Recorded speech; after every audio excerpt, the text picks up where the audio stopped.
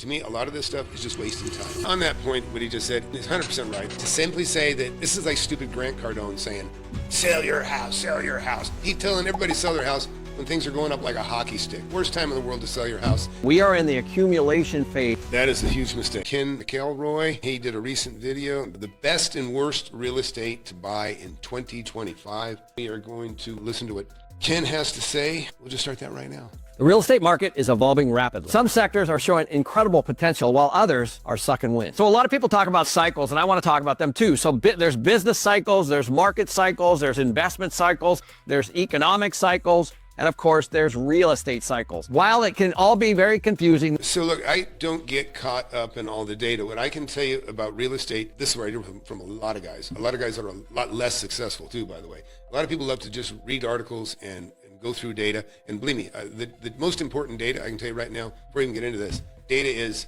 what's going on in your area, your particular area.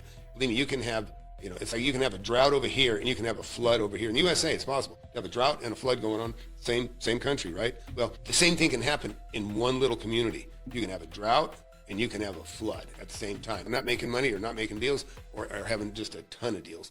Both can happen at the same time, anywhere, at any time. And I'm going to tell you why I'm not big on data or getting caught up in this stuff. To me, a lot of this stuff is just wasting time. But I'm not saying Ken's giving you any bad information here. Just a few things that are going to be consistent from cycle to cycle. And the number one is time. You can have real estate cycles, for example, that can last 3, 5, 10, even 20 years with investment. However, you can also have them like in really hot markets where they can just last less than a year.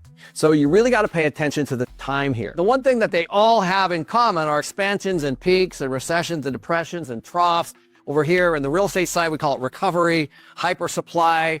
Over here in the business cycle, they call it recessionary gap and potential gap. Up here in the markets, it's distribution, accumulation, and markdown. But it's all the same thing. So it's really important to understand that there's a peak and a trough, and there's always expansion. So let me translate. Things go up and down, okay? And that's what every graph there says, right? Up, down, up, down, up, down. No surprise. Of course, that's one thing they all have in common. Everything goes up and down. Let's keep watching. Contraction and recession and recovery in every single one of these. So don't get too confused. Just understand that there's a time element and there's a supply and demand element. And when those factors kick in, then the reactionary forces also kick in as well. So for the real estate, we're going to focus on single family, multifamily, office, retail, industrial, and self-storage. Okay, so look, I've owned every one of those properties. The one I like the least is self-storage, but I can tell you about self-storage. There's some big opportunities in that. And if you're in my class, you'd see it. But it's not self-storage. I'm going to tell you exactly where I believe they are on this cycle and why. Keeping in mind. Okay, now, so here's the thing. He's talking about these different properties, multifamily, office, retail, industrial, self-storage. Here's the deal. All of those properties, they're always good. I don't care. There is no which is the best one? That's a retail buyer, okay? He's talking like retail buying. Like you want to buy as a retail buyer, let's buy when things are going up. So you can buy and you can get a little bit of that, appreciation while things are going up. There's too much of this, don't buy that because it's going to, guess what? If you're one of those buyers, you're a speculator. You're a speculator, guess what? You're never going to get rich quick. You're never going to get rich quick. I'm sorry. It's just not going to happen. Let's keep watching. That all of them have expansion and peak and recession and depression and troughs based on things like supply, population migration, where are people going, interest rates, cap rates. There's a lot of things that drive the real estate market, and we're going to go into those next. Yeah, the interest rate and the cap rates is our biggest dilemma right now. When I was investing in the 80s, cap rates on average, you would get 10 to 15% was kind of okay. But you got to remember, the interest rates were coming down from 12, 15% in like 1979. And so in 1981, I can tell you right now, 1981 through 1990, everything I bought was 10% interest. Everything, with the exception of one property I got from a bank. It was the first bank loan I had when I was 25 years old, back in 1987. I got they were giving me 9.25%, which is a really great rate. But I got it for 9 1/8 because I deposited a couple $100,000, so I got a little special. Let's just start with residential. I believe that residential is sitting up here in the expansion cycle. Now, I know a lot of people would argue with me, but there's a couple things that you got to pay attention to. During the expansion cycle, prices go up, and we're definitely seeing that with single family right now. Now, not in every single market, so there are some of you who are saying, not in my... Yeah, because that's the thing. You can, like I said, what I was saying about earlier, you can have a drought and a flood at the same time in the USA. I mean, things can suffer in one area and do great in another. A good example is the previous administration going and canceling the pipeline was it North or South Dakota, and just wiping out the economy for all those people that was previously just getting up and going. Government intervention can screw up anything, anywhere, almost any time. It's like Reagan used to say, nothing scarier than somebody knocking on your door from the government saying, we're here to help. Prices are going down, but generally and nationally, we're seeing prices go up. Now, the reason is, of course, is the supply is down. And why is the supply down? It's because interest rates are up, people pulled back, and also there's a lot of people that refinanced at really low rates, and they're holding on to the equity and they're holding on to their home. Their mortgage payment is actually less than their rent payment. So the last thing they want to do is even move next door for the exact same house. That's probably going to cost more, plus the mortgage payment will be more because interest rates are up. The demand is going to vary from market to market. So just on that point, what he just said, and it's 100% right. People get a great rate. It's foolish. It's foolish to move across town if you have a mortgage, and you're going to have a mortgage where you go, if you're going to change, right? If you're going to change the rate. Let's keep watching. But generally, the average residential MLS or supply on the market is about 6 months, and we're somewhere in the 4-month range on a national average. So slow sales is definitely an indication that your area is hurting, right? That it is now becoming a buyer's market. When you have stuff sitting on, on the market for 6 months, it's a buyer's market. Sellers are screwed. So that means that the supply is down and prices are going up. Now, one bright spot could be that rates could go down next year with the new administration, but who knows at this point? Yeah, I don't think it's going to happen. In fact, I'll tell you right now, the rates shouldn't have gone down this year. They should not have gone down. There is no reason to go down. I think that the two little drops that we had here at the end of 2024 was just a political favor. And now he immediately backpedaled and he's talking about it. Interest, because what do you think happens? He didn't hit the inflation number, the CPI of 2. He wanted to hit 2, said he wasn't going to do anything until he hit 2. Well, it was only down to about the 3s. And he went ahead and lowered the rates anyhow, and immediately the reaction is inflation's continuing to go up. Where it maybe it would have stayed a little bit, but it continued to go up. And so what's the reaction? He's telling everybody, oh, brace yourself, because there's going to be some hikes coming. It was a political favor. They should have never dropped him down in 2024. Picture for 2025 is that prices are going to continue to go up, because as interest rates are projected to go down, what that's going to do, yes, it's going to add more supply, but it's also going to bump the prices up because they have lower interest rates and lower mortgage payments.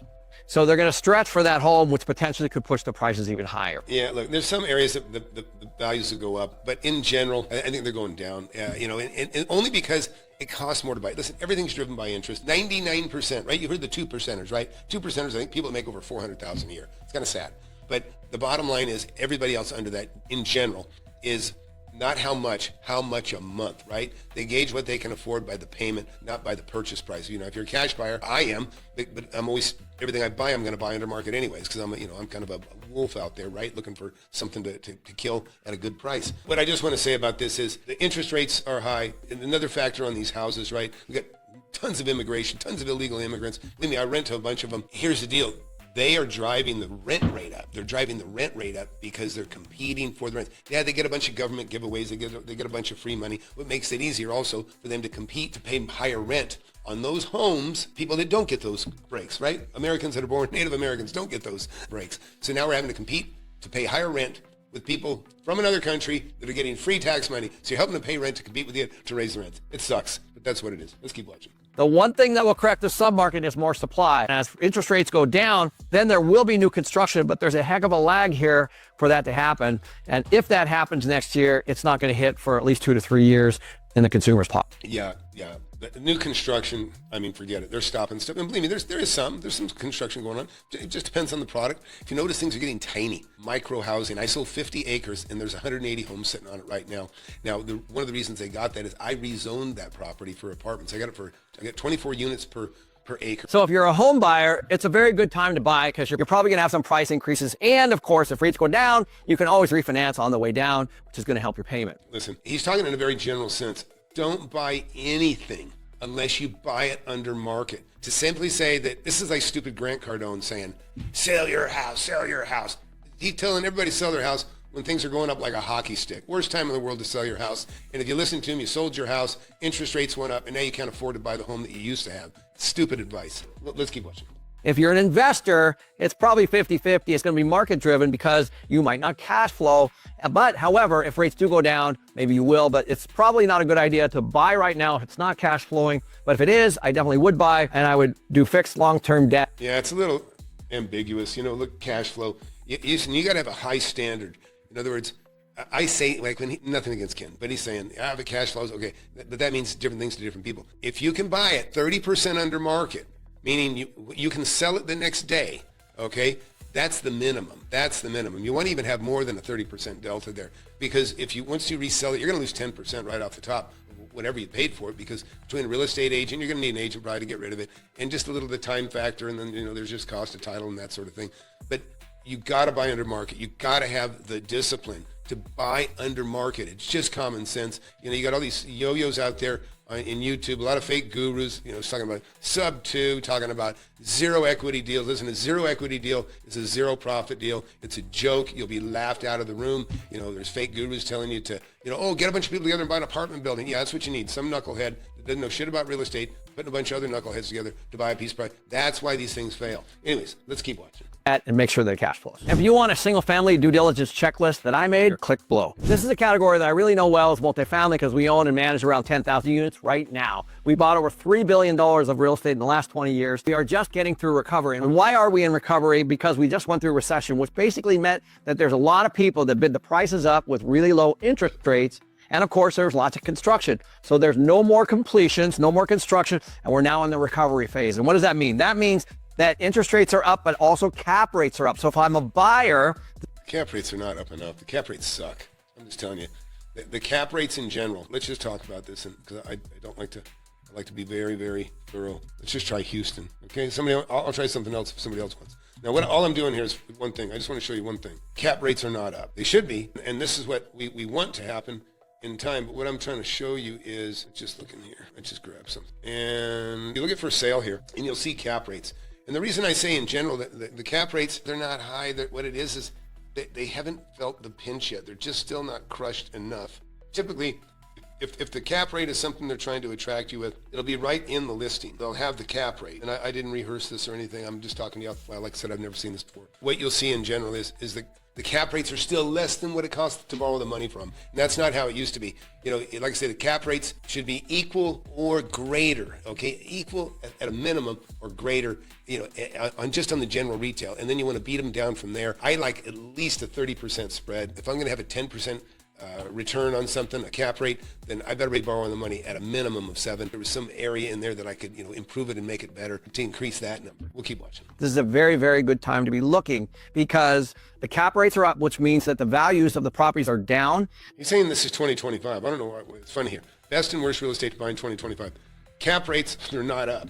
But it also means that the cash flow could be down. So you really got to buy cautiously right now. But construction is definitely not up, because the rates went up about 2 years ago. So construction's down. So that extra supply is now being absorbed, and the renters have the advantage right now. So vacancy is up. Rents are also on their way down, because all that construction that 2 years ago when rates were low is hitting the market today. About 1 million units across the country are hitting the market right now.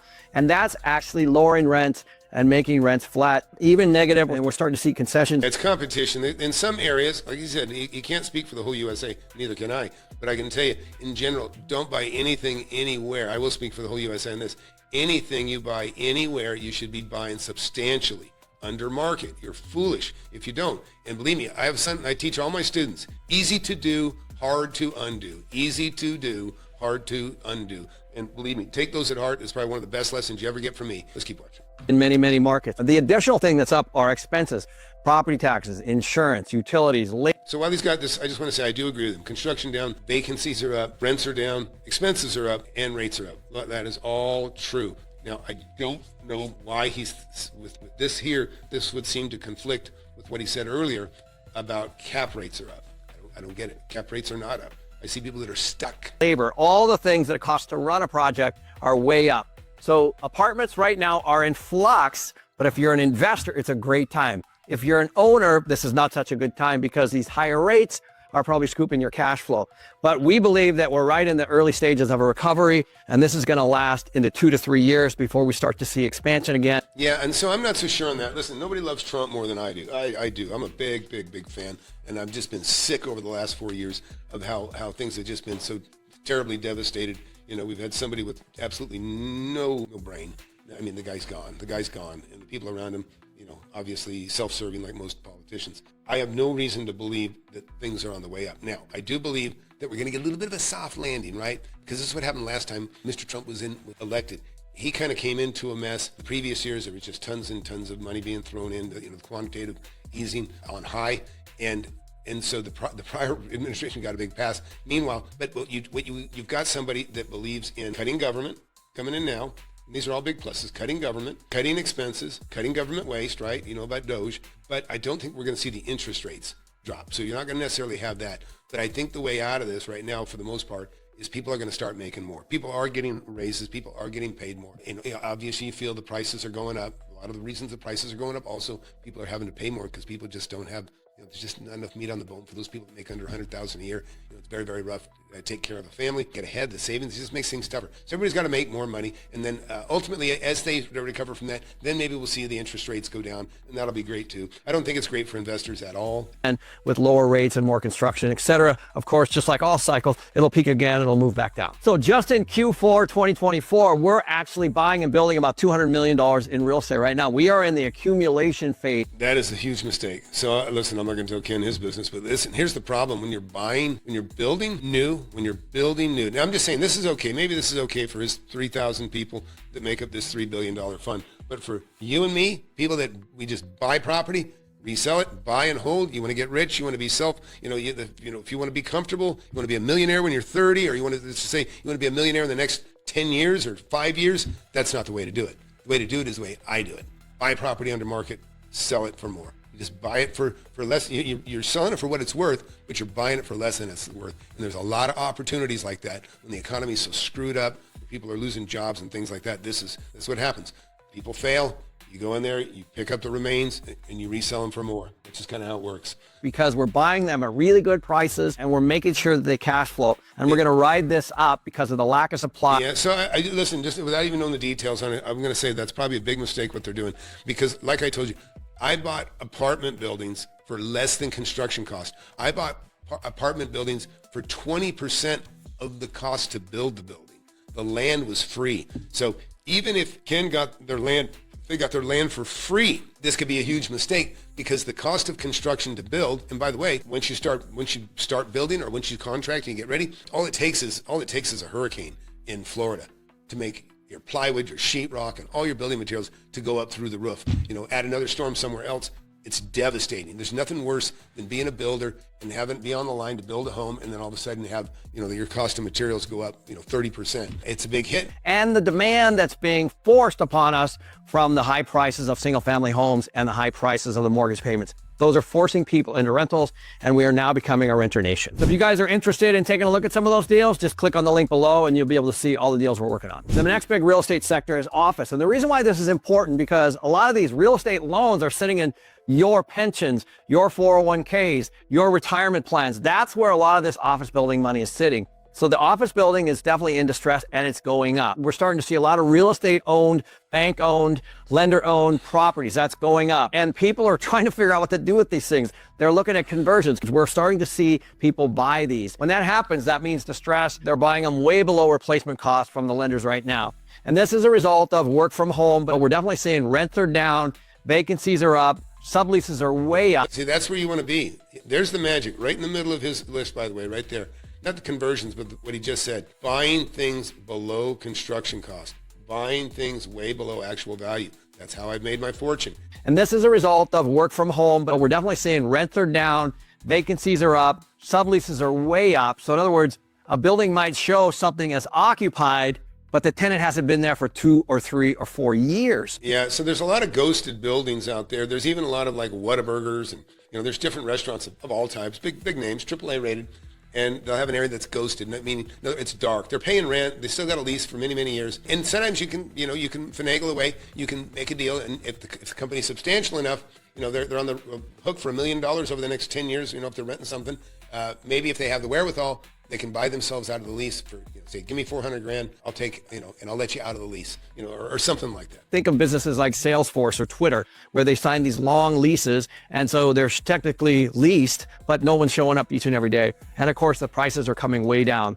So this is the first wave of distress. This is the first wave of debt maturity that's hitting the markets right now. We're not even close to recession. We're expecting 2025 to really be a rough year, and a lot of supply is going to be dumped on the I agree market. with that. So keep an eye on this, because 2026 could be an opportunity, because when all the supply dumps on these lenders in 2025, they're not going to know what to do with them. Yeah, listen, they're going to start crumbling during, and that's when you want to get them. You want to get things while they're crumbling. You know, banks aren't in the business of holding and maintaining property, so when they get it back, they need to get rid of it. That's always where the money is distress sales, right? It can be drug addicts, you know, gone off the deep end. It can be depression. It can be divorce, death. All these things bring about fantastic opportunities.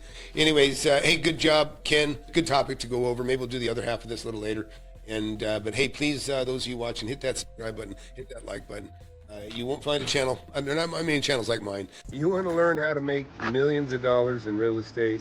I've made tens of millions over my lifetime, and I'm showing people how to do it. Get in my free webinar. I have it every Thursday, 7 p.m. Central. Go to the link below, FlipAnythingUSA.com/webinar. Sign up for it. You can talk to me face to face if you want. Don't waste any time. Hit that subscribe button, hit that like button. You don't want to miss my channel. I've been doing it for years.